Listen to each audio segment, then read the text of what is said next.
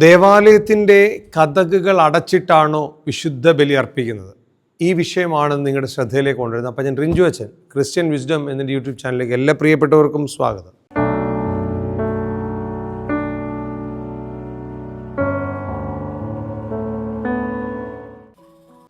ചെറിയ കാര്യങ്ങൾ നിങ്ങളുമായിട്ട് പങ്കുവയ്ക്കുകയാണ്. മാക്കുളം പള്ളിയുടെ വിവിധങ്ങളായ വീഡിയോകൾ കണ്ട സമയത്ത് പല ആളുകളും ചോദിച്ചൊരു ചോദ്യമുണ്ട്. AC വെച്ച സമയത്ത് പള്ളിയുടെ കഥകളെല്ലാം അടഞ്ഞിടണ്ടേ? അടച്ചില്ലേ പിന്നെ AC എങ്ങനെ ഫങ്ഷൻ ചെയ്യും? അടച്ചിട്ടിട്ട് വിശുദ്ധ ബലി അർപ്പിക്കുന്നത് ശരിയാണോ?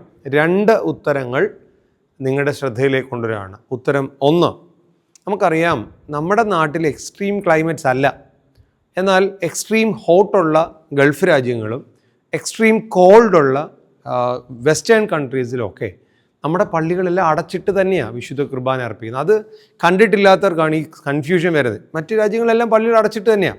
അതിൻ്റെ വിസിബിലിറ്റി മേ ബി ഗ്ലാസ് ഉപയോഗിച്ചിട്ടൊക്കെ കാണുമായിരിക്കാം, പക്ഷേ അടച്ചിട്ട് തന്നെയാണ് ഈ പള്ളിയിൽ കുർബാനയൊക്കെ ചൊല്ലുന്നത്. അത് മറ്റു രാജ്യങ്ങളിൽ പോകുമ്പോൾ നമുക്ക് മനസ്സിലാവും. 1.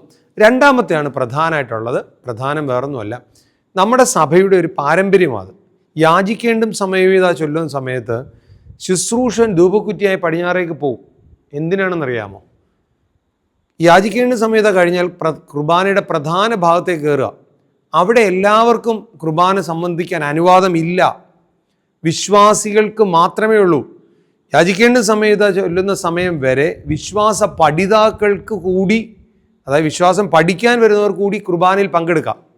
അത് കഴിഞ്ഞ് കഴിഞ്ഞാൽ വിശ്വാസികൾക്ക് മാത്രമാണ്. എന്താ ഫലം?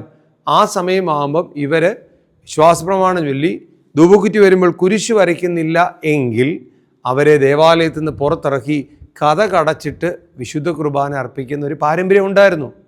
അത് പിന്നീട് എന്ത് പറ്റി? നമ്മൾ സോഷ്യലൈസ് ചെയ്തു.